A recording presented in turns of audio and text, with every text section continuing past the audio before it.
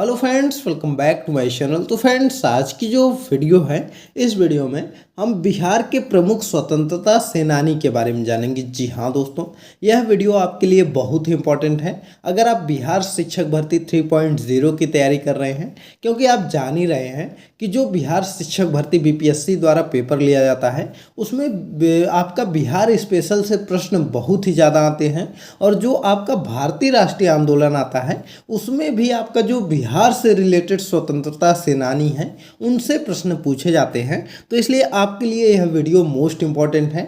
अगर आप इस वीडियो को कवर कर लेते हैं तो गारंटी है दोस्तों 4 से 5 नंबर का प्रश्न आपको इसी वीडियो से मिल जाएगा, क्योंकि आप जान ही रहे हैं कि टीआरई 2 में और टीआरई 1 में जो बिहार से रिलेटेड स्वतंत्रता सेनानी थे, जैसे आपका वीर कुंवर सिंह हो गए, श्री कृष्ण सिंह हो गए, या जो है कि सच्चिदानंद सिन्हा जी हो गए, या जयप्रकाश नारायण जी हो गए, इनसे जो है कि प्रश्न पूछा था। और आज जो है कि हम सभी स्वतंत्रता सेनानी के बारे में बात करेंगे जो कि आपके बिहार के हैं। तो इसलिए आप लोग वीडियो को लास्ट तक देखिएगा। चलिए दोस्तों, वीडियो को स्टार्ट करते हैं। उससे पहले चैनल पर नए हैं तो चैनल को जरूर सब्सक्राइब कर लीजिएगा। तो चलिए सबसे पहले हम बात कर लेते हैं वीर कुंवर सिंह के बारे में। जी हाँ दोस्तों, इनके बारे में आपको थोड़ा बहुत पता भी होगा कि वीर कुंवर सिंह कौन थे। तो देखिए, जो वीर कुंवर सिंह थे वो उनका जो जन्म है वह 13 नवंबर 1777 ईस्वी में जगदीशपुर में हुआ था। जी हाँ दोस्तों, इसको याद रखिएगा। 13 नवंबर 1777 ईस्वी में जगदीशपुर में हुआ था। और कुंवर सिंह ने 1857 का जो स्वतंत्रता संग्राम हुआ था उसमें जो है कि वह महानायक थे। इसको आप याद रखिएगा। जो 1857 का महासंग्राम हुआ था उसमें जो है कि जगदीशपुर से वीर कुंवर सिंह ने जो है कि नेतृत्व किया था। और यह प्रश्न दोस्तों बहुत बार आपके एग्जाम में पूछा गया है। और देख लेते हैं। देखिए, 23 अप्रैल 1858 को क्या होता है कि कैप्टन ली ग्रांट के नेतृत्व में ब्रिटिश सेना से कुंवर सिंह की सेना ने पराजित किया, मतलब अंग्रेजों में और कुंवर सिंह में युद्ध होता है 1858 में। और उसमें क्या होता है कि कुंवर सिंह की सेना जीत जाती है और अंग्रेजों की सेना हार जाती है। और उसके बाद क्या होता है कि उस युद्ध में कुंवर सिंह जो थे वह बुरी तरह से घायल हो जाते हैं और उसके 2-3 दिन बाद उनकी मृत्यु हो जाती है। तो इसको आप लोग याद रखिएगा। उनकी मृत्यु कब हुई थी? तो 26 अप्रैल 1858 ईस्वी को उनकी मृत्यु हो जाती है। तो इस चीज़ को याद रखिएगा, इम्पॉर्टेंट है। कभी कभी पूछा जाता है कि वीर कुंवर सिंह जी का मृत्यु कब हुई थी, तो यह आपका हुआ था 26 अप्रैल 1858 को। और इस दिन को हम लोग किस दिवस के रूप में मनाते हैं? तो इस दिन को उस समय जो है कि विजय दिवस के रूप में मनाया गया था। जी हाँ दोस्तों, जब उनकी सेना जीती थी तो उसके बाद जो है कि 23 अप्रैल को विजय दिवस के रूप में मनाया गया था। तो इसको आप लोग याद रखिएगा। चलिए दोस्तों, अगले क्रांतिकारी के बारे में बात कर लेते हैं। तो अगले क्रांतिकारी आपके हैं विलायत अली। जी हाँ दोस्तों, यह भी आपके इम्पोर्टेंट हैं। विलायत अली कौन थे, चलिए जानते हैं। तो देखिए, यह जो थे यह बिहार से अंग्रेजों के विरुद्ध वहाबी आंदोलन में महत्वपूर्ण नेता थे। जी हाँ दोस्तों, जो बिहार में वहाबी आंदोलन होता था उसके यह महत्वपूर्ण नेता थे। और इन्होंने 1826 में पश्चिमोत्तर सीमांत में वहाबी आंदोलन को संगठित किया और 1836 के बाद सिताना के वहाबी राज्य के प्रमुख रहे। तो इनके बारे में थोड़ा ही जानना है।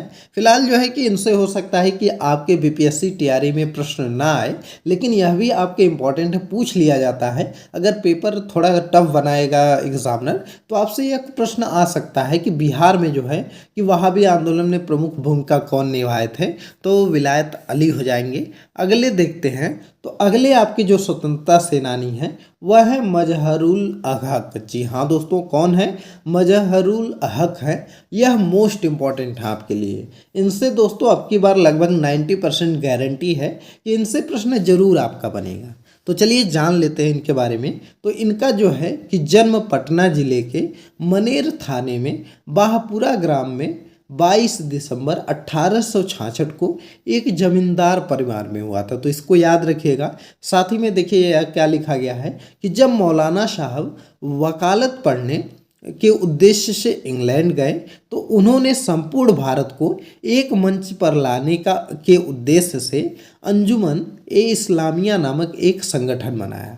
तो यह आपका इम्पॉर्टेंट है, पूछा जाता है। देखिए इसलिए हमने इसका कलर चेंज कर दिया है, जो इम्पॉर्टेंट है उसको ग्रीन कलर से कर दिया या रेड कलर से कर दिया है, तो उनको आप अच्छे से देख लीजिए। तो पूछा जाता है कि अंजुमन ए इस्लामिया नामक संगठन किसने गठित किया था, तो वह मजहरुल हक जी हो जाएंगे। तो इसको याद रखिएगा। और देखिए क्या लिखा गया है कि 1 दिसंबर 1916 को जब बिहार में होम रूल लीग की स्थापना हुई तो इन्हें जो है कि सभापति चुना गया।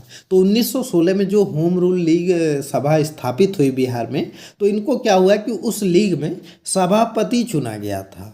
और इस चीज़ को याद रखिएगा कि इन्होंने द मदरलैंड नामक पत्र भी प्रकाशित किया था। तो यह जो है कि जरूर याद रखिएगा। तो इनके बारे में यह सब चीज़ें आप जरूर याद रखिएगा। पूछा जाता है कि होम रूल लीग की स्थापना जब हुई बिहार में, तो उसके आपके सभापति किसको बनाया गया था, तो वह जो है बनाया गया था मजहरुल हक को। और दोस्तों इन्होंने जो है कि असहयोग आंदोलन में और जो खिलाफत आंदोलन चल रहा था उस समय ये काफ़ी सक्रिय थे और काफ़ी अपनी सक्रिय होकर भूमिका भी निभाई थे। तो इसको आप लोग याद रखेंगे। और यहाँ पर जो है कि गांधी जी ने देशभूषण के भी कहते थे, तो यह भी याद रखें। कभी कोई पूछ देता है कि कौन थे जिनको गांधी जी देशभूषण कहते थे, तो वह आपके मजहरुल हक थे, जिनको कि गांधी जी जो है वह देशभूषण कहते थे। चलिए नेक्स्ट क्रांतिकारी के बारे में जानते हैं। तो अगले जो हैं वह है डॉक्टर सच्चिदानंद सिन्हा। जी हाँ दोस्तों, इनके बारे में बहुत कुछ आप जानते भी होंगे। चलिए फिलहाल जान लेते हैं कि डॉक्टर सच्चिदानंद कौन थे। तो देखिए डॉक्टर सच्चिदानंद सिन्हा जी जो थे, इनका जन्म 10 नवंबर 1871 को शाहाबाद जिले के मुरार गांव के एक कायस्थ कुल में हुआ था। और वर्तमान में इनका गांव जो है वह बक्सर ज़िले में पड़ता है। तो यह याद रखिएगा, इनका गांव कहाँ पर पड़ता है, तो बक्सर ज़िले में पड़ता है। और यह जो है कि भारतीय संविधान सभा के प्रथम अध्यक्ष भी थे। तो यह भी आप जानते ही होंगे कि यह जो है कि प्रथम अध्यक्ष थे। साथ ही में ये प्रथम भारतीय थे जिन्हें गवर्नर हाउस ऑफ लॉर्ड्स का सदस्य तथा प्रीमी काउंसिल हेतु सदस्यता प्रदान की गई थी। तो इनके बारे में यह इम्पॉर्टेंट है कि हाउस ऑफ लॉर्ड का सदस्य किन्हों बनाया गया था, तो यह जो है कि प्रथम भारतीय थे जिनको कि हाउस ऑफ लॉर्ड्स का सदस्य बनाया गया था। तो इनको आप याद रखिएगा, इम्पॉर्टेंट है दोस्तों। आपके एग्जाम में इनसे पूछ सकता है कि संविधान सभा के प्रथम अध्यक्ष कौन थे, तो सच्चिदानंद सिन्हा जी हो जाएंगे। वहीं पर पूछ सकता है कि सच्चिदानंद सिन्हा का गाँव कहाँ पर है बिहार में, तो वह आपका बक्सर है। या इस तरह से पूछ सकता है कि सच्चिदानंद सिन्हा जी जो थे वह किस राज्य के निवासी थे, मतलब कहाँ से थे, तो आपके कहाँ हो जाएंगे, बिहार से हो जाएंगे। चलिए नेक्स्ट देख लेते हैं। अगर हम अगले स्वतंत्रता सेनानी की बात करें तो है डॉक्टर राजेंद्र प्रसाद। जी हाँ दोस्तों, मोस्ट इम्पॉर्टेंट है आपके लिए डॉक्टर राजेंद्र प्रसाद, क्योंकि इनके बारे में तो आप बहुत कुछ भी जानते होंगे कि यह क्या बने थे, तो जो है कि स्वतंत्र भारत के राष्ट्रपति भी बने थे। तो इनको याद रखिएगा। तो देखिए लिखा गया है कि स्वतंत्र भारत के प्रथम राष्ट्रपति डॉक्टर राजेंद्र प्रसाद जी का जन्म जो है 3 दिसंबर 1884 को सीवान जिले के जीरादेई गांव में हुआ था। जी हाँ दोस्तों, यह आपका इम्पॉर्टेंट है। जीरादेई पूछ सकता है कि यह आपसे पूछ सकता है कि कहाँ पर किस जिले में हुआ था, तो सीवान जिले के जीरादेई नामक गांव में हुआ था। और ये भारतीय स्वाधीनता आंदोलन के प्रमुख नेताओं में से एक थे। तो इसको याद रखिएगा कि जो आपके डॉक्टर राजेंद्र प्रसाद थे यह स्वाधीनता आंदोलन के प्रमुख नेताओं में से एक थे। और इन्होंने भारतीय राष्ट्रीय कांग्रेस के कांग्रेस के अध्यक्ष पद को 3 बार सुशोभित किया। मतलब भारतीय राष्ट्रीय कांग्रेस के अध्यक्ष यह 3 बार बने थे। तो इसको याद रखिएगा। और देखिए लिखा गया है कि इन्होंने जो है कि भारतीय संविधान के निर्माण में भी महत्वपूर्ण भूमिका निभाई थी। और वर्ष 1946 से 1947 तक इन्होंने संविधान निर्मात्री सभा की स्थायी अध्यक्षता की थी और संविधान निर्माण में महत्वपूर्ण भूमिका निभाई। तो पूछा जाता है कि जो संविधान निर्मात्री सभा है उसके स्थायी अध्यक्ष कौन बने थे, तो वह आपके राजेंद्र प्रसाद हो जाएंगे। तो दोस्तों इनके बारे में आप याद अच्छे से रखिएगा। और दोस्तों अगर आपको इस वीडियो का PDF वगैरह चाहिए तो हमको टेलीग्राम चैनल पर फॉलो कर लीजिए, वहाँ पर आपको PDF उपलब्ध करा दी जाएगी। साथ ही में जो है कि कोई भी जानकारी रहती है तो टेलीग्राम पर दे दी जाती है, वीडियो का लिंक वगैरह डाल दिया जाता है। और दूसरी चीज़ कि वहाँ पर अगर आप फॉलो कर लेंगे तो कोई भी एग्ज़ाम से रिलेटेड सूचना आती है तो उसको भी सबसे पहले बता दिया जाता है। लिंक आपको इस वीडियो के डिस्क्रिप्शन में टेलीग्राम चैनल का मिल जाएगा, उस पर क्लिक करके हमको फॉलो कर लीजिए। चलिए नेक्स्ट देखते हैं। तो अगले आपके हैं अनुग्रह नारायण सिंह। जी हाँ दोस्तों, अगले जो हैं वह है अनुग्रह नारायण सिंह जी हैं। तो देखिए अनुग्रह नारायण सिंह के बारे में बात करें तो इनको बिहार विभूति कहा जाता है। यह प्रश्न आपका पूछा गया है BPSC द्वारा कि बिहार विभूति के नाम से कौन प्रसिद्ध थे, तो वह अनुग्रह नारायण सिंह जी थे। और इनका जो जन्म है वह 18 जून 1887 को औरंगाबाद में हुआ था। तो इसको याद रखिएगा कि औरंगाबाद में किनका जन्म हुआ था। 18 जून 1887 को जो है कि अनुग्रह नारायण सिंह जी का हुआ था। और इन्होंने गांधी जी के आह्वान पर असहयोग आंदोलन में इन्होंने वकालत छोड़ दी थी। तो यह मोस्ट इम्पॉर्टेंट लाइन है कि पूछा जाता है कि गांधी जी के आह्वान पर बिहार के वह कौन क्रांतिकारी थे जिन्होंने वकालत छोड़ दी थी, तो वह आपके हो जाएंगे अनुग्रह नारायण सिंह। और डॉक्टर अनुग्रह नारायण सिंह बिहार के पहले उप मुख्यमंत्री सह वित्त मंत्री भी थे। जी हाँ दोस्तों, यह जो है कि पहले उप मुख्यमंत्री थे, तो इनको याद रखिएगा कि बिहार के पहले उप मुख्यमंत्री कौन थे, अनुग्रह नारायण सिंह जी थे। और देखिए लिखा गया है कि इन्होंने महात्मा गांधी एवं डॉक्टर राजेंद्र प्रसाद के साथ चंपारण सत्याग्रह में महत्वपूर्ण भूमिका निभाई थी। तो इस लाइन को आप याद रखिएगा कि यहाँ पर जो लिखा गया है आपका कि जो आपका चंपारण सत्याग्रह है उसमें किन्होंने जो है कि महत्वपूर्ण भूमिका निभाई थी, तो अनुग्रह नारायण सिंह जी थे। चंपारण सत्याग्रह कब हुआ था? 1917 में हुआ था। तो इसको याद रखिएगा। और दोस्तों एक चीज़ आपको भूल गए बताना कि जो यह डॉक्टर राजेंद्र प्रसाद जी थे, इनको जो है कि जब अंतरिम सरकार बनी थी तो उस समय जो है कि इनको कौन सा विभाग दिया गया था, तो वह कृषि और खाद्य मंत्री विभाग दिया गया था। तो इसको याद रखिएगा। यह पूछा जाता है कि जब अंतरिम सरकार भारतीय राष्ट्रीय कांग्रेस की बनी थी तो डॉक्टर राजेंद्र प्रसाद जी के पास कौन सा विभाग आया था, तो खाद्य और कृषि मंत्री यह थे। तो इसको याद रखिएगा। चलिए नेक्स्ट प्रश्न मतलब देख लेते हैं कि अगले क्रांतिकारी कौन है। तो अगले आपके हैं डॉक्टर श्री कृष्ण सिंह। जी हाँ दोस्तों, मोस्ट इम्पॉर्टेंट हैं क्योंकि इनको जो है कि डॉक्टर श्री कृष्ण सिंह को हम लोग बिहार केसरी के नाम से जानते हैं। और यह इम्पॉर्टेंट है, पूछा गया आपका कि बिहार केसरी किसको कहते हैं, तो वह आपके श्री कृष्ण सिंह जी हैं। वहीं पर अनुग्रह नारायण सिंह जी को क्या कहते थे, तो उनको कहते थे बिहार विभूति। तो यह याद रखिएगा, बिहार केसरी के नाम से श्री कृष्ण सिंह जी हैं। और जो है कि भारत के यहाँ पर लिखा गया है 1887 से 1961 लिखा गया है। तो यह जो है कि इसलिए लिखा गया कि इनका जन्म 1887 में हुआ था। अगला है कि भारत के अखंड बिहार राज्य के प्रथम मुख्यमंत्री यही थे। तो इनको आप याद रखिएगा। यह जो है कि बिहार के प्रथम मुख्यमंत्री थे। और कब से बने थे, तो देखिए 1946 से बने थे और 1961 तक यह जो है कि बिहार के मुख्यमंत्री रहे थे। तो इनको याद रखिएगा, इम्पोर्टेंट है। साथ ही में इनका जन्म 21 अक्टूबर 1887 को खानवा बंगाल में हुआ था। और बिहार में वर्ष 1916 में इन्होंने होम रूल आंदोलन का नेतृत्व किया और ये बिहार के प्रथम सत्याग्रही बने। तो इस चीज़ लाइन को आप अच्छे से याद रखिएगा कि होम रूल लीग आंदोलन जो शुरू हुआ था उसमें इन्होंने भी जो है कि सक्रिय भूमिका निभाई थी। साथ ही में ये बिहार के प्रथम सत्याग्रही भी थे। तो यह प्रश्न पूछा जाता है कि बिहार के प्रथम सत्याग्रही कौन थे, तो डॉक्टर श्री कृष्ण सिंह जी थे। तो इनको याद रखिएगा। इनके बारे में इम्पॉर्टेंट है कि जो आपका बिहार केसरी किनको कहते हैं, तो वह आपके जो है कि श्री कृष्ण सिंह जी हो जाएंगे। पूछा जाता है कि प्रथम मुख्यमंत्री कौन थे, तो वह आपके जो है कि श्री कृष्ण सिंह जी हो जाएंगे।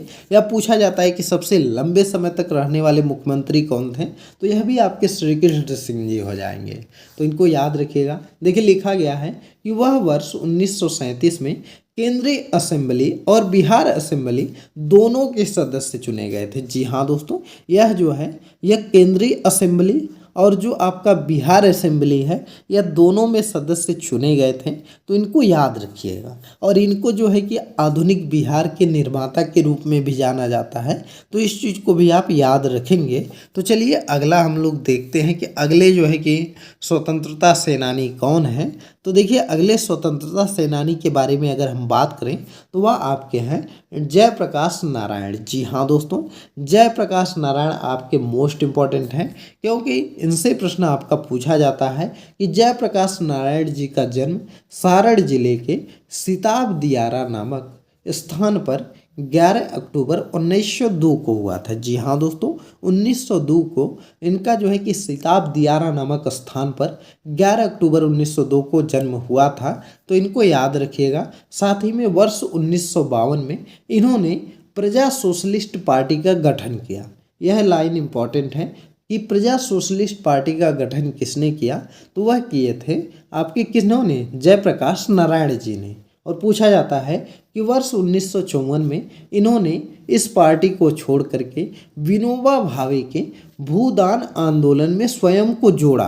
तो इसको याद रखेंगे कि 1954 में किन्होंने भूदान आंदोलन में जो है कि इस पार्टी को छोड़कर जुड़ गए थे। विनोबा भावे की जो भूदान आंदोलन था, तो उसमें जो है कि आपके जयप्रकाश नारायण जी जुड़ गए थे और सत्ता की राजनीति को स्वयं से अलग कर दिया था। तो इसको याद रखेंगे।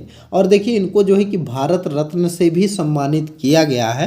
तो कब किया गया था, तो इनको जो है कि 1998 में किया गया था, मरणोपरांत किया गया था। तो इसको याद रखिएगा कि कब किया गया था, तो मरणोपरांत किया गया था, भारत रत्न से इनको सम्मानित किया गया था। इसके अतिरिक्त उन्होंने जो है कि समाज सेवा के लिए 1965 में मैग्सेसे पुरस्कार से भी सम्मानित किया गया था। तो यह लाइन इम्पॉर्टेंट है कि मैग्सेसे पुरस्कार से जो है कि सम्मानित किनको किया गया था, तो वह किया गया था जयप्रकाश नारायण जी को किया गया था 1965 में।